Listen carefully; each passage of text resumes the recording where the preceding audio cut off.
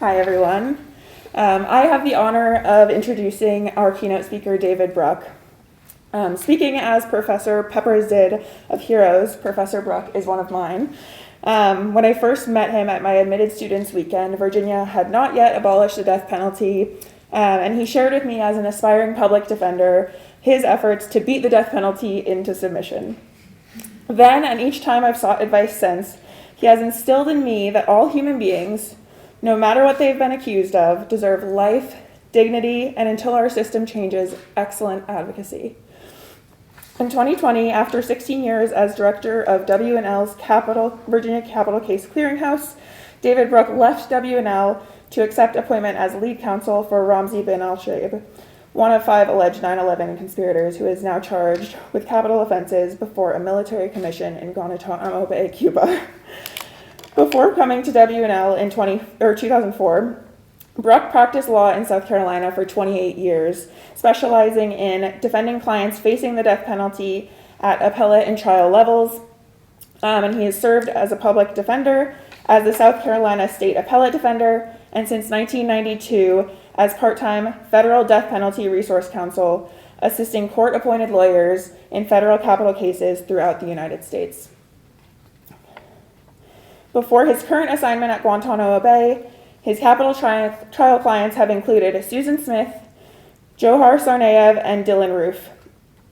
Bruck has also argued more than 70 death penalty appeals, including 7 before the United States Supreme Court, and has helped train capital defense lawyers throughout the United States. He graduated from Harvard College in 1971 and from the University of South Carolina School of Law in 1975. Without further ado, I would like to extend a warm welcome to our keynote speaker, David Bruck.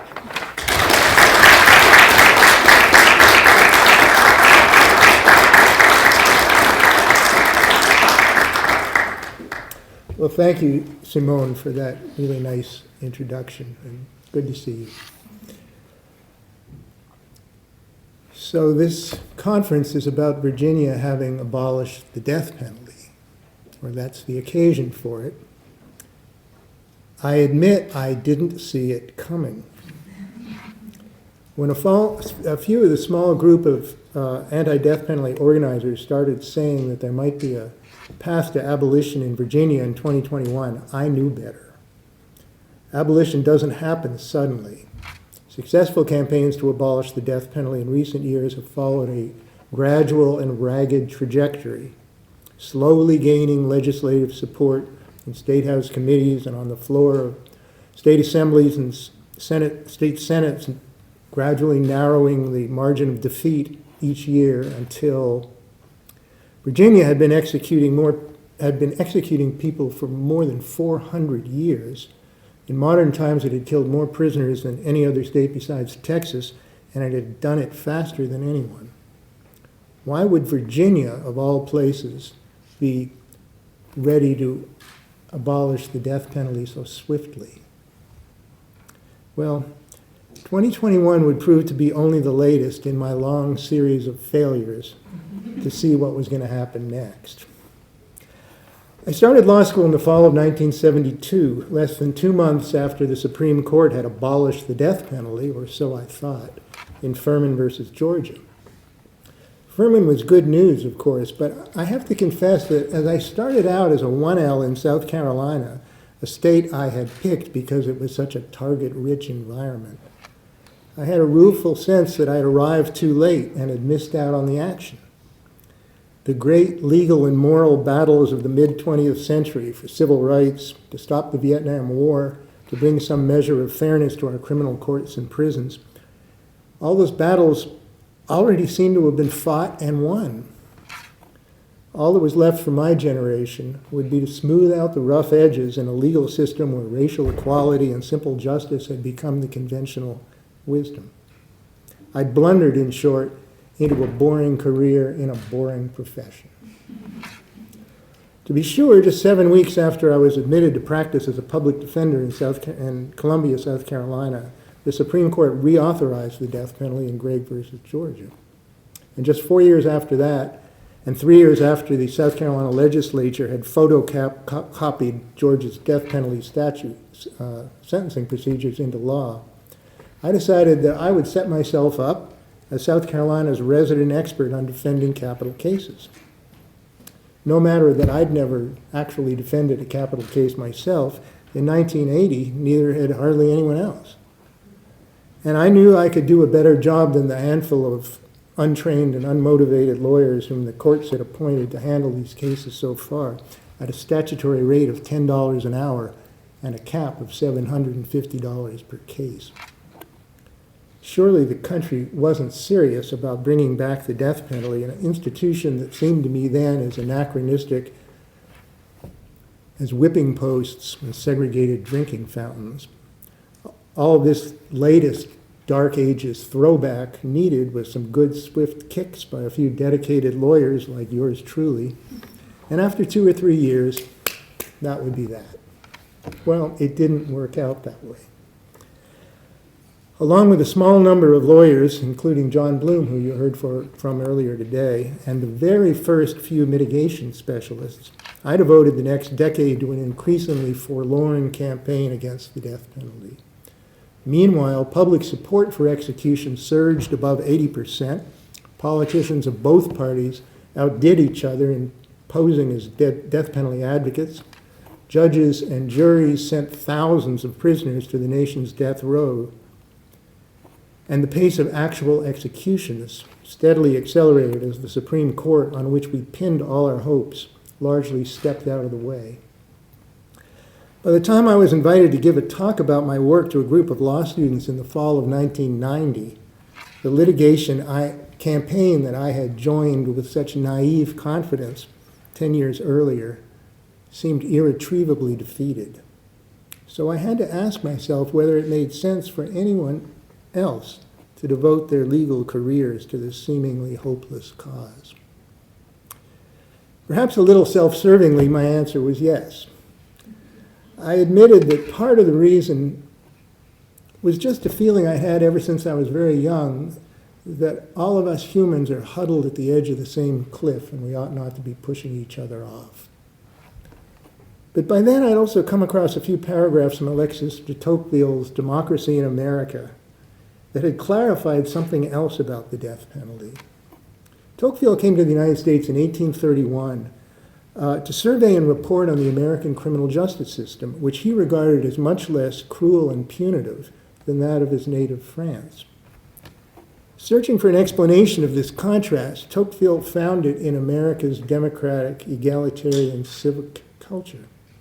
In his classic book, Democracy in America, he explained why he thought it was that a democratic culture produces a milder and more compassionate approach to criminal punishment.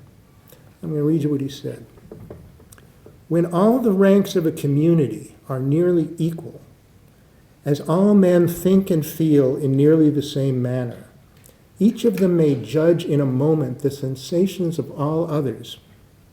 He casts a rapid glance upon himself, and that is enough.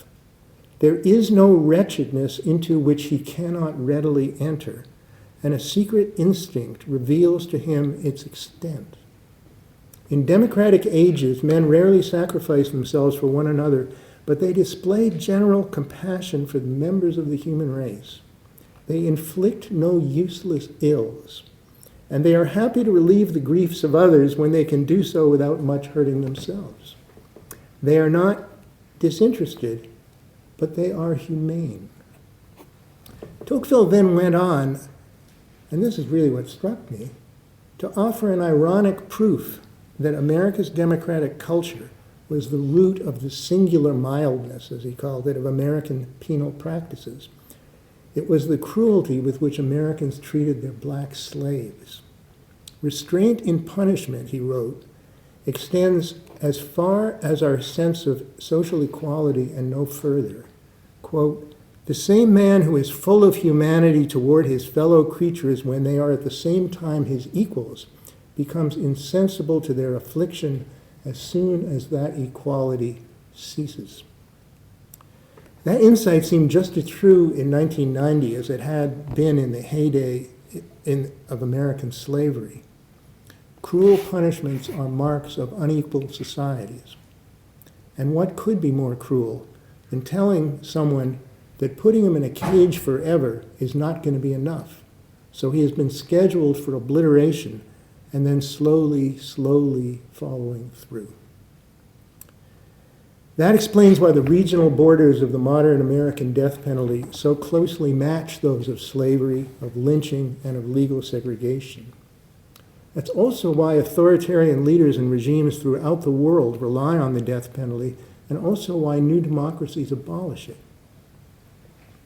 Its resurgence in the United States, I argued that day, is a setback to our democracy. That is why the case-by-case struggle against the death penalty has a value of its own. Each time the death penalty lottery fastens on a convicted man, there needs to be a stubborn insistence, an unbending demand that not even this man, not any man, is so utterly different from us that he can be treated like this.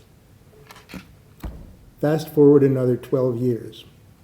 Now I was 22 years into what I'd started as a 2 or 3 year law reform project.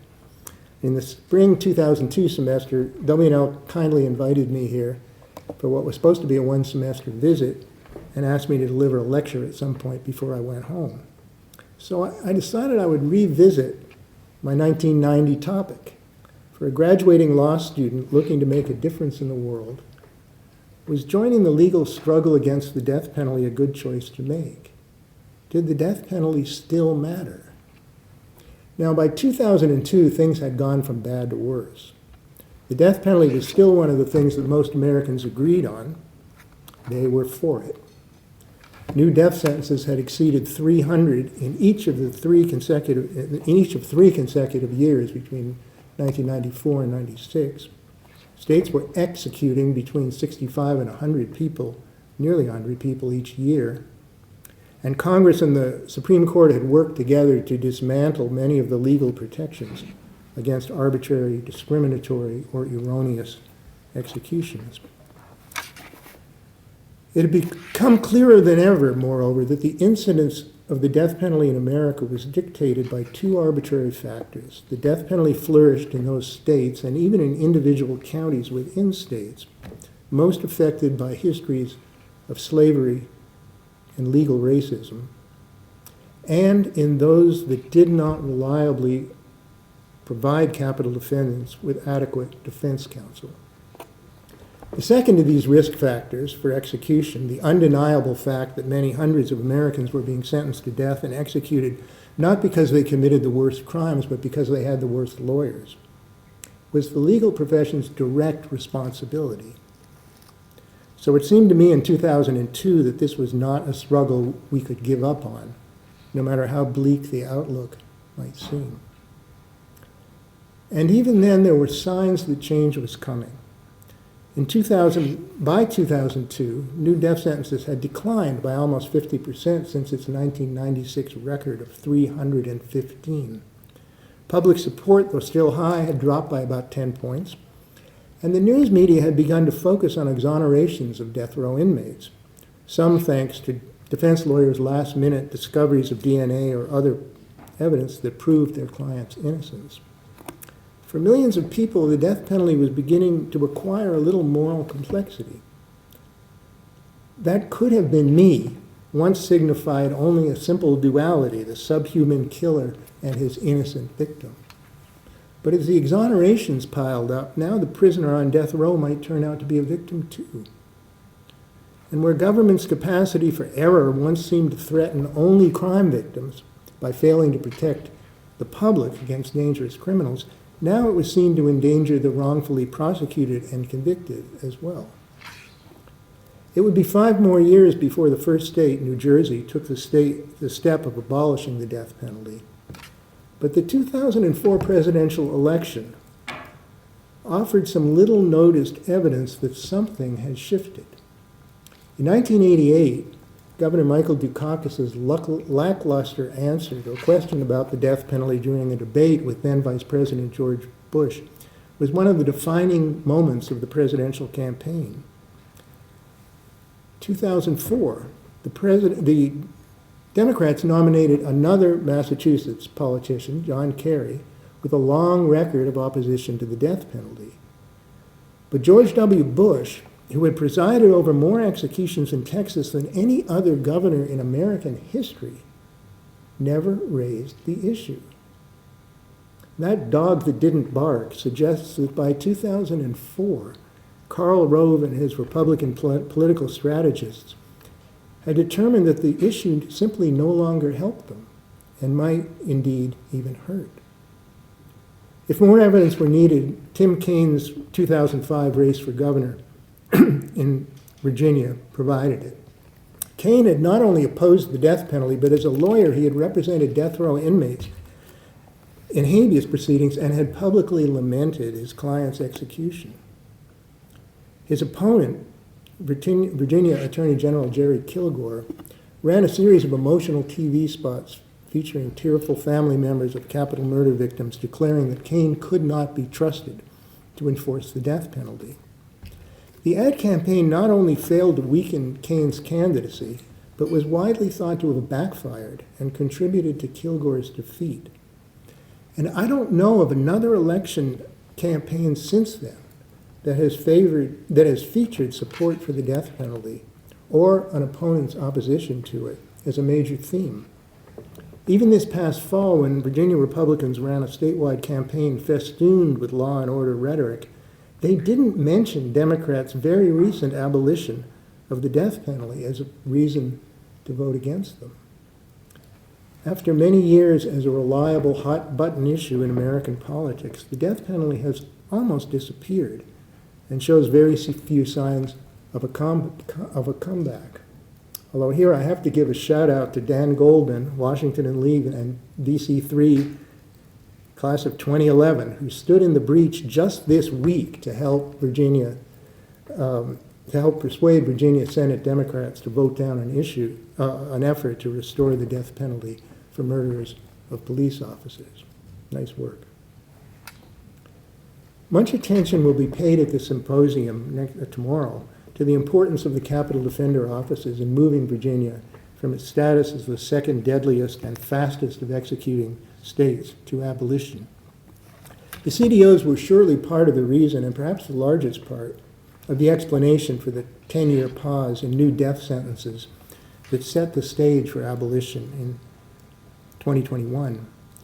And a similar, though less dramatic, drop in death sentencing has occurred in other states that have created statewide capital defender organizations, even very small ones like South Carolina's 3-lawyer office. The reasons why states actually decided to fund and create such offices probably vary, but whatever the motivations, embarrassment, cost saving, or a belief that providing better defense representation at trial might grease the skids for speedier executions down the line, here's what happened. Once specialized capital defense units went into operation, every death penalty case had the potential for turning into a fair fight. And before long, prosecutors all over Virginia were concluding that the game was not worth the candle. Better to offer a plea bargain for life imprisonment and move on. The Virginia story shows the extent to which the U.S. death penalty depends on an inadequate defense. Wherever a strong defense becomes the norm, the death penalty starts to disappear. But the CDOs and the 10-year effective death sentencing moratorium that they did so much to bring about are not the whole story of why Virginia abolished the death penalty. That required, as we'll hear about tomorrow in the symposium, the Democratic Party to take up a racial justice and human rights agenda in the criminal punishment system, and to add death penalty abolition to that program. When that happened, it turned out that the death penalty is no longer an important part of America's or Virginia's culture wars. It's become more of a national pastime, a form of entertainment, a cultural activity, but one, it turns out, that most people can do without. There's nothing wrong with celebrating a win. God knows this one was long enough in coming.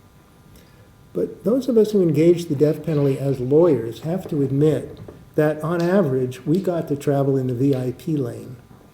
In its later years, at least, the system couldn't go after our clients without us, so there was always demand for capital defense attorneys, and the cases paid a premium. I've often been asked about whether my work representing capital defendants and death row inmates drew threats or harassment. No, it didn't. I've heard, "How do you live with yourself?" much less often than, "You should write a book." For all the trauma and the heartbreak that surrounds every capital case, and all the grinding work and disappointment that capital defense entails, lawyers get to witness a lot of it from a privileged vantage point. And from that position of privilege, we made trade-offs that those most affected didn't authorize. The most important of these was the spread of life without parole sentencing. This extreme, bone-crushing punishment is even more rare than the death penalty in the rest of the world, and was almost unknown in the United States before the 1980s. Now it's in all 50 states in the federal system, and 100,000 prisoners are experiencing or learning to resist the hopelessness that comes with this merciless sentence. I remember Joe Geritano putting me in my place back around 2006 or so, when I wrote to him in prison for his help in persuading a client of mine to take a plea deal in a prison homicide case. The client was afraid that if he took the deal, he would be left to go insane in solitary confinement at Red Onion State Prison. Given that option, he had already told the jury he'd rather die. Joe wrote back to me to say that every day of a life sentence in that prison was a struggle against despair, and that he could not tell anyone else how to wage it. That was a battle my client had to fight on his own. Joe's letter reminded me how easily we lawyers assume the authority to dictate to our clients what they should do and how they should feel when we have never even spent an hour in their shoes. The death penalty is a great evil in our country's system of punishment, but it is not the only one. Still, it's important to remember that the death penalty, until now, has served as the keystone in the arch of mass incarceration. That's because it deceives us into viewing every other punishment, no matter how excessive and cruel, as mild by comparison. One of the most hopeful aspects of the final abolition push in 2021, and one that I hope we'll learn more about from Rita Davis and the other panelists tomorrow, was that most pro-abolition delegates and senators refused to engage in the cruel trade-off between death and mandatory life without parole, rejecting proposals to make life without parole automatic as the price of doing away with the death penalty. So back to the question I asked in 1990 and in 2002. Does it make sense for a young lawyer to make this her life's work? With so much else going on, we face a threat. No, we face a certainty that the changing climate will soon make life on this planet more violent, more brutal, more pitiless. In the United States, our often frustrating but solid and immovable system of self-government turns out to be neither solid nor immovable. Its frailties, its vulnerability to the tools of authoritarianism are being laid bare at this very moment.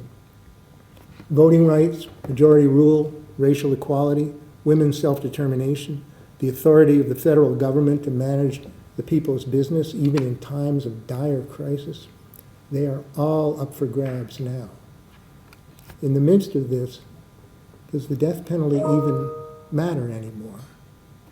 Well, you won't be surprised to hear that I think it still does, for all the reasons that it mattered in 2002 and in 1990, and when Furman was decided in 1972. It still embodies racism.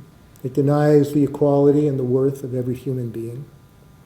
It sucks up the time and attention we need to make our society safer. In the dwindling handful of murder cases that it deems worthy of executing anyone over, it offers even more misery and heartbreak to the victims' family members. And it offers the rest of us a profane form of entertainment, conscripting unwilling astronauts for the terrifying journey we must all make someday, sending them to their deaths while we gawk, recording their last meals and their last words, and craning our necks to watch. Putting an end to all of this was and remains a righteous cause. And even though executions are down by 3/4 since the mid-1990s and new death sentences, the real leading indicator, by well over 90%, this is not a fight that can be 90% won. Let me illustrate what I mean. Countless millions, maybe even billions of people around the world know that our country waterboarded prisoners after 9/11.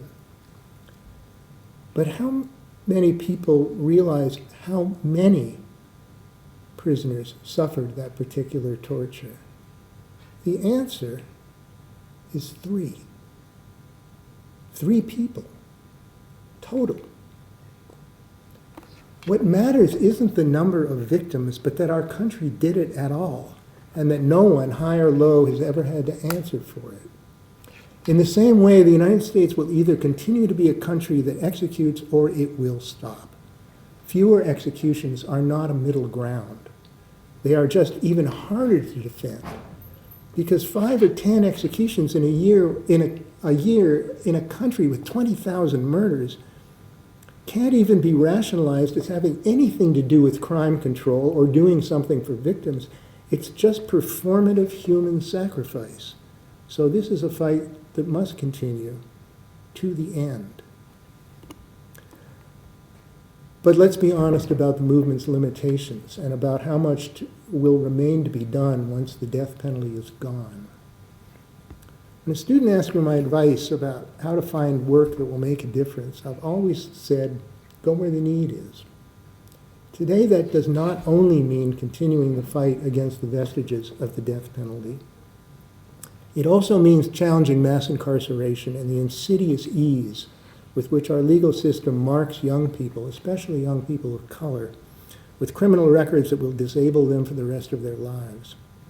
This is not, by and large, glamorous work, but it urgently needs to be done.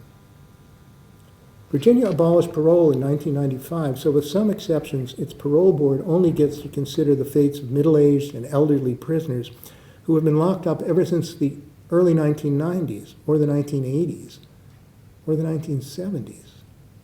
A few weeks ago, Virginia replaced its entire parole board with members whose qualifications, at least on paper, seem to be hostility to the whole idea of parole.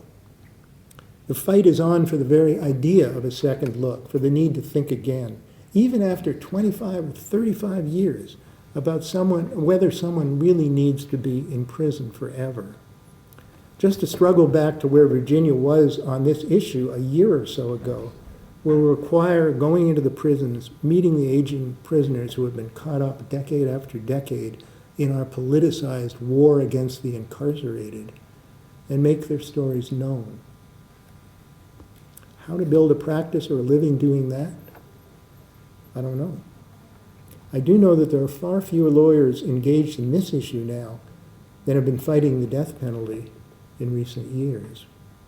The indigent defense system of this and every state needs to expand to include advocating for, rather than forgetting about, the incarcerated. Our notions of pro bono representation should put the struggle against mass incarceration at their center. We need new kinds of legal nonprofits, working as partners with community organizations that have already come into being and are there if we just engage with them. However we do it, we need to do better. The story of death penalty abolition in Virginia can help point the way in the wider fight against mass incarceration. Capital defense teams learned how to unearth the real stories of the cases and the clients. In so doing, they showed that guilt, even when great, is never total, and that most prisoners had been badly hurt long before they hurt anyone else. They showed that all people change. After 20, 30, or 40 years, the person who committed the crime probably no longer exists, and someone else, almost surely wiser, more remorseful, and far less violent, is who remains. They showed that survivors of violent crime are shortchanged when all society offers them is a promise of merciless punishment for the offender, and, while we're at it, for his family too. One more story before I close. It's not about a lawyer, but a doctor. The past week I've been reading a book called The Island of Sakhalin. It was published in 1895 and is the only work of nonfiction by the great Russian short story writer and dramatist Anton Chekhov. It is a detailed description of the conditions in a remote penal colony to which the Russian Empire maintained on Sakhalin Island, a frigid, barren place north of Japan and just east of Siberia. When Chekhov decided to go to Sakhalin Island to investigate the prison system there, he was just 30 years old, a physician, and already a literary superstar in Russia. He also knew, though most of his friends did not, that he had contracted tuberculosis. But he nevertheless decided that he should set out on a grueling 3-month journey across the whole landmass of Eurasia to reach Sakhalin Island. He planned to conduct a census of every soul in the island's prisons, labor camps, and scattered exile villages once he got there, and to publish a description of everything he found and everything he had seen when he returned. The island of Sakhalin is the product of that journey and that project. It describes the dehumanization, the degradation, and the mindless cruelty of a prison system that almost no one in Russia knew anything about. Once a convicted murderer or swindler or forger was sentenced to penal servitude and marched 6,000 miles across Siberia to start serving their sentences on Sakhalin, they were out of sight and out of mind. To Chekhov, that was wrong. He did not have a strategy for how his expedition would change everything or anything. But he knew that he could use his training as a doctor and the access that would come from being a well-known writer to shed light on the hidden horrors of the place. And he knew that that would be for the good, so he went. The trip aggravated his tuberculosis, as he must have known it would, and he died of the disease at age 44, 9 years after his book was published. The United States imprisons vastly more people than were ever sent to Sakhalin. Like Sakhalin, our prison system imposes a kind of social death on the people we send there, and then justifies itself by pointing to the predictable meanness of prison life, which we then blame on the prisoners themselves. If Virginia were its own country, it would have the highest incarceration rate of any country on earth, not counting the United States. Like Sakhalin, however, it doesn't take 3 months to get to any of our prisons. They're just up the road. Though for most of us, they are as far from our awareness as Sakhalin Island was for educated Russians in 1890. We're not asked to be like Chekhov, but we can take inspiration from him and from the moral example he left. He didn't just deplore what all right-thinking people already knew. He knew that to engage a great evil, he needed to go there. And so do we. Many people in our country have engaged the death penalty and the empire of mass incarceration. In time, coalitions have been built to oppose the reflexive over-punitiveness of the system that we'd all gotten used to. And in Virginia, when a fleeting, short opportunity came last year, it was seized. We did it last year, and you will do it again. So at the end of this talk, and very near the end of my own legal career, I find myself coming to the same conclusion as 32 years ago. I can't say that ending the death penalty and reducing the harm wrought by our criminal punishment system is necessarily the most important legal work that anyone could be engaged in this time of trial for our country and our world. It probably isn't. But I do think it needs to be done. If there are some law students here tonight who think you'd like to put your shoulder to this wheel, welcome. Don't be discouraged. Push. It will move. Thank you.